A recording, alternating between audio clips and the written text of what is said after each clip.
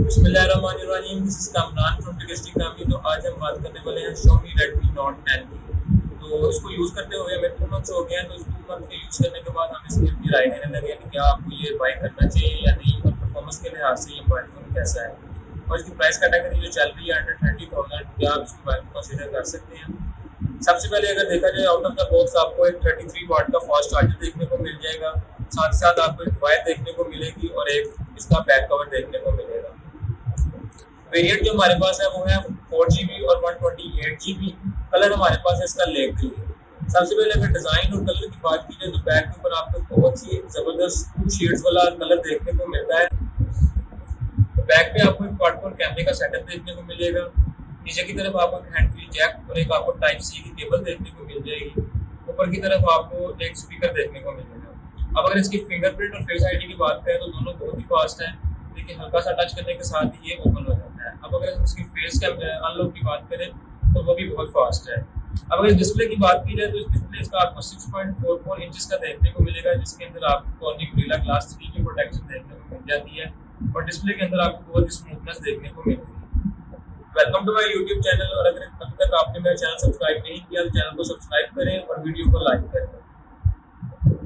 सबसे पहले अगर इसके डिस्प्ले की बात की जाए तो डिस्प्ले के अंदर आपको कॉर्निंग गोरिल्ला ग्लास 3 की प्रोटेक्शन देखने को मिलती है और डिस्प्ले में आपको बहुत ही स्मूथनेस देखने को मिलेगी। इसको यूज़ करने में आपको किसी किस्म की डिफिकल्टी देखने को नहीं मिलती।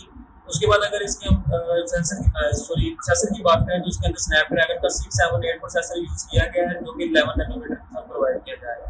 तो परफॉर्मेंस के लिहाज से किसी किस्म की आपको कोई भी मुश्किल नहीं आने वाली। अगर आप इसके ऊपर पबजी भी खेलते हैं तो पबजी पे आप इसके अंदर काफ़ी अच्छी सेटिंग्स के ऊपर आप खेल सकते हैं।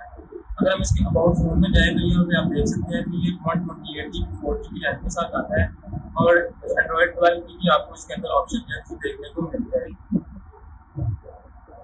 देन उसके बाद अगर हम इसके कैमरे की बात की जाए तो कैमरा आपको इसका बैक कैमरा आपको इसका 48 मेगापिक्सल का देखने को मिलेगा। फ्रंट इसका आपको 20 मेगापिक्सल का देखने को मिलेगा। अगर हम इसके कुछ कैमरे की सेटिंग की बात की जाए तो इसके अंदर आप पोर्ट्रेट मोड पे और वीडियो जो है आप 4K के ऊपर 30 FPS पे भी बना सकते हैं। अगर कुछ इसकी कैमरे की मोर सेटिंग में देखें तो इसके अंदर आपको नाइट मोड देखने को मिलेगा, पैनोरामा देखने को मिलेगा और शॉर्ट वीडियो भी आप बना सकते हैं। 48 मेगापिक्सल के लिए आपको यहाँ पे 48 मेगापिक्सल पे देखना पड़ेगा। तो यहाँ पर हम इसकी स्पीड क्लिक कर सकते हैं तो आप ये देखें कि इसका बहुत ही रिजल्ट आपको देखने को मिलेगा। कुछ कैमरे के शॉट्स मैंने दिए हैं इसकी बैक कैमरे के साथ, वो भी इसके अंदर मैं ऐड कर दूंगा, तो इसकी कैमरा क्वालिटी भी आप देख सकते हैं।